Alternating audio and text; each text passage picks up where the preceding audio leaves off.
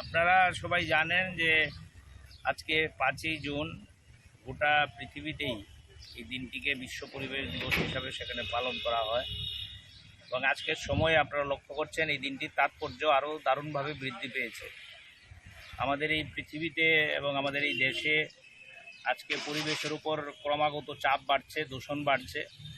এক শ্রেণীর লোভী মানুষ, এবং বললে অনেকে রাজনীতি বলবেন, আমাদের প্রথম বিশ্বের দেশগুলো যারা লোভাতুর দেশ, এই দেশগুলো তৃতীয় বিশ্বের দেশগুলির উপর নানান কায়দায় সেখানে পরিবেশকে দূষণ করার জন্য ভূমিকা গ্রহণ করছে।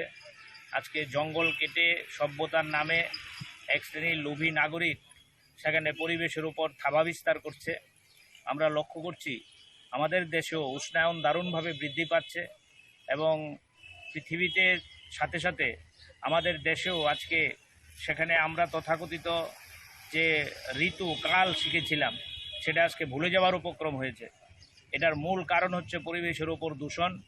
সুতরাং আমরা যারা সভ্যতাকে টিকিয়ে রাখার জন্য লড়াই করছি, যদি পরিবেশই না বাঁচে তাহলে সভ্যতা টিকবে না।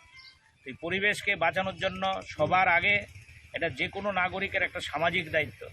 তাই আমরা এই ধলেশ্বর এলাকার, বনমালীপুর এলাকার ছাত্র, যুব, নারী, শ্রমিক, বিভিন্ন অংশের মানুষ সিদ্ধান্ত করেছি যে এই দিনটিতে আমরা মানুষের পাশে দাঁড়াবো, মানুষকে উৎসাহিত করব, মানুষকে সচেতন করব।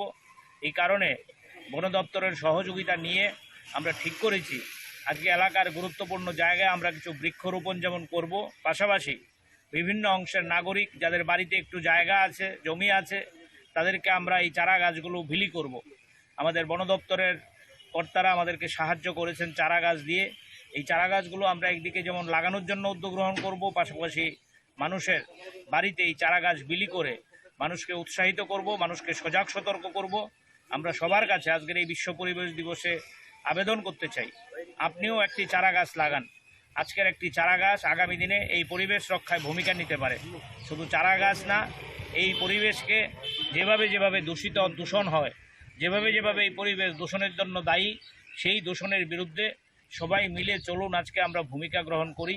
সবাই মিলে আমরা আজকে এই পরিবেশকে রক্ষা করি।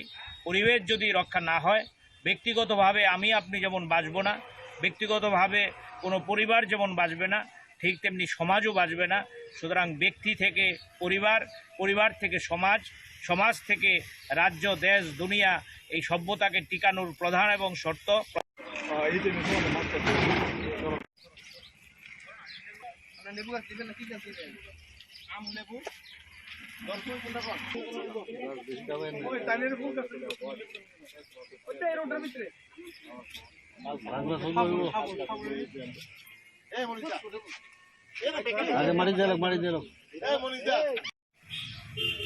আপনারা সবাই থেকে রাজ্য, দেশ, দুনিয়া, এই সভ্যতাকে টিকানোর প্রধান এবং প্রথম শর্ত এই পরিবেশকে রক্ষা করা।